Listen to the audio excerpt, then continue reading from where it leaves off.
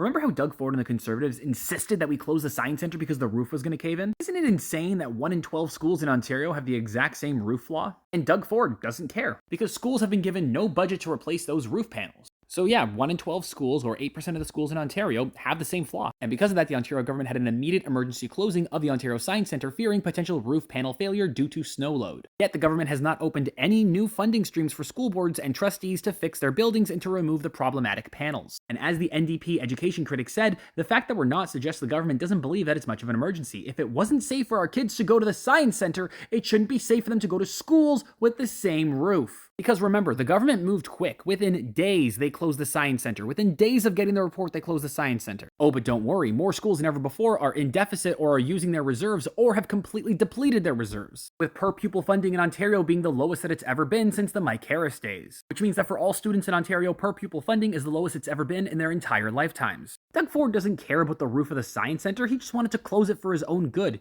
Doug Ford doesn't care about the safety of your children. If he did, he would properly fund schools, but he doesn't. Doug Ford doesn't care about you, he doesn't care about the Science Centre, he doesn't care about your kids, he doesn't care about education, and he doesn't care about safety. All Doug Ford cares about is enriching his billionaire buddies. Because in Doug Ford's Ontario, there's less for you and more for him.